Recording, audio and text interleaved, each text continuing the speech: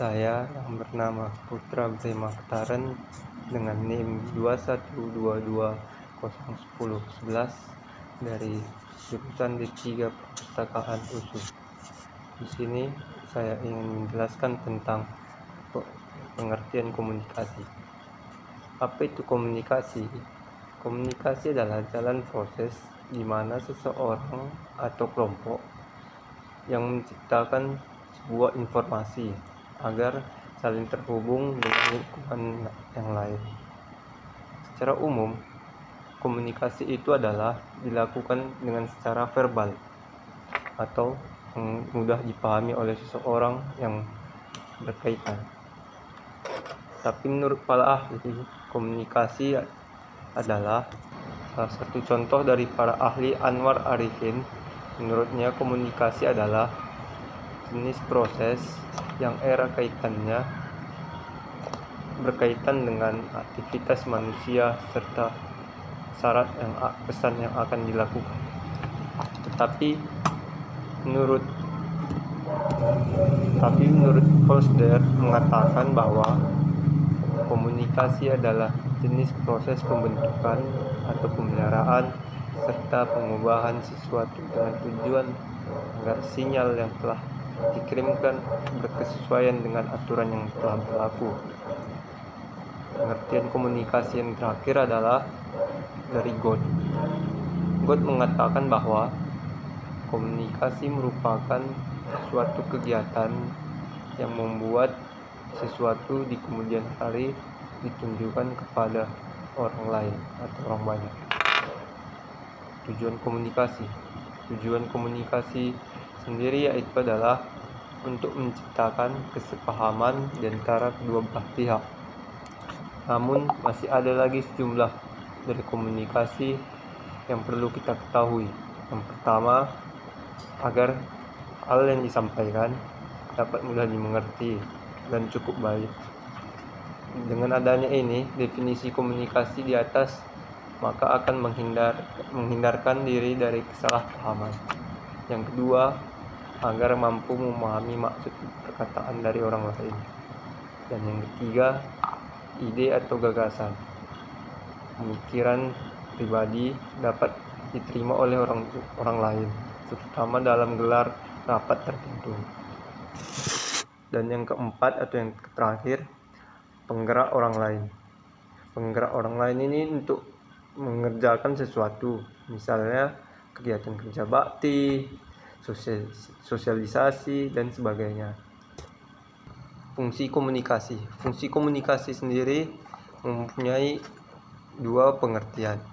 Yang pertama, satu, untuk menyampaikan informasi sebagai penyampaian agar dapat diterima oleh masyarakat dan orang-orang yang berkaitan dalam bentuk interaksi dengan orang lain untuk menambah wawasan dan ilmu pengetahuan.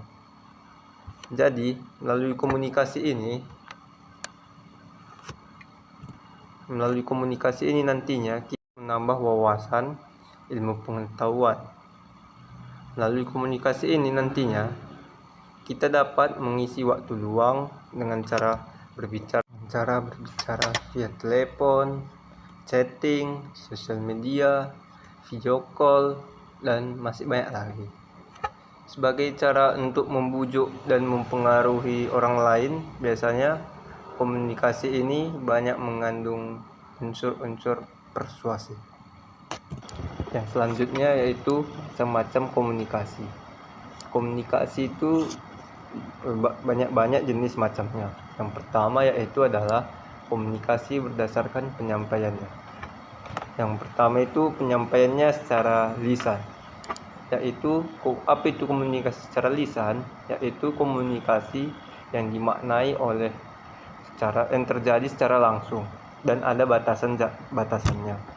Contohnya seperti rapat, wawancara, atau percakapan biasa. Yang selanjutnya, tulisan. Komunikasi secara tulisan ini merupakan jenis media komunikasi yang menyampaikan dalam bentuk tulisan. Contohnya, misalnya seperti naskah, spanduk, undangan, dan masih banyak lagi. Yang kedua yaitu komunikasi berdasarkan tujuan. Komunikasi berdasarkan tujuan ini ditinjau atau dikategorikan menjadi beberapa hal, yaitu pertama seperti pemberian saran, pidato, perintah, ceramah, wawancara, dan masih banyak lagi. Dan merupakan konsep komunikasi semacam ini menekankan bahwa komunikator menjadi faktor utama dalam terjadinya jalinan interaksi ini.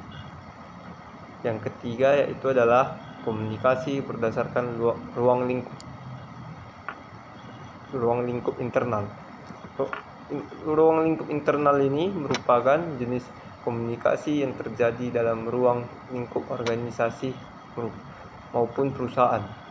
Contohnya, interaksi antar individu yang ada dalam suatu ruang internal yang berupa komunikasi secara vertikal maupun horizontal. Yang selanjutnya, eksternal. Komunikasi secara eksternal ini berarti komunikasi yang terjalin antar organisasi maupun masyarakat yang ada dalam berbagai macam bentuk. Yang keempat, komunikasi berdasarkan aliran. Komunikasi berdasarkan aliran ini ada banyak bentuknya, yaitu satu arah, yakni komunikasi yang berasal dari salah satu pihak saja.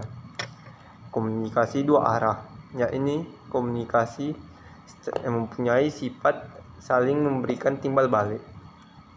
Yang ketiga, komunikasi ke bawah, yaitu komunikasi dari atasan dengan bawahan. Selanjutnya, komunikasi ke atas, yaitu komunikasi yang berasal dari seseorang bawahan kepada atasannya. Yang terakhir, komunikasi ke samping, yaitu komunikasi yang terjalin di antara beberapa orang dengan memiliki kedudukan setara. Dalam interaksi ini, orang lain dapat perlu memahami seperti apa itu pengertian komunikasi secara umum. Itu sangat penting dan supaya menjaga senantiasa hubungan yang cukup baik. Ini juga penting untuk komunikasi untuk menghindarkan dari kesalahpahaman. Salah satu media yang bisa digunakan yaitu adalah komunikasi blog. Apa itu komunikasi blog?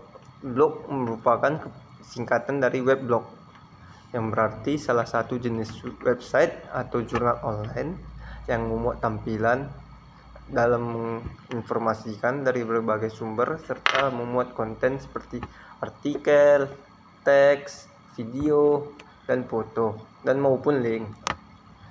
Jenis-jenis blog. Blog juga mempunyai 3 jenis yang sering kita gunakan dalam kehidupan sehari-hari.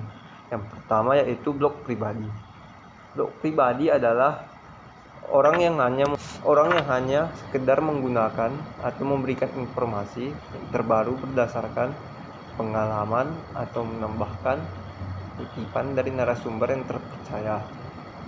Selain itu, blog pribadi juga terikat oleh aturan yang bebas untuk mengapresiasikan atau menuangkan sebuah pikiran yang benar tepat. Yang kedua yaitu blog bisnis. Blog bisnis ini cenderung mengarah pada pembuatan konten artikel yang berkaitan dengan pemasaran digital atau biasanya disebut dengan konten marketing untuk menunjang kualitas konten serta mampu meningkatkan posisi rating pada halaman pencarian Google dan memanfaatkan dengan teknik secara SEO. Dan yang terakhir adalah blog profesional. Blog ini merupakan untuk membangun atau meningkatkan branding sesuai dengan kemampuan atau skill kita. Cara ini cukup efektif, namun memiliki banyak batasan.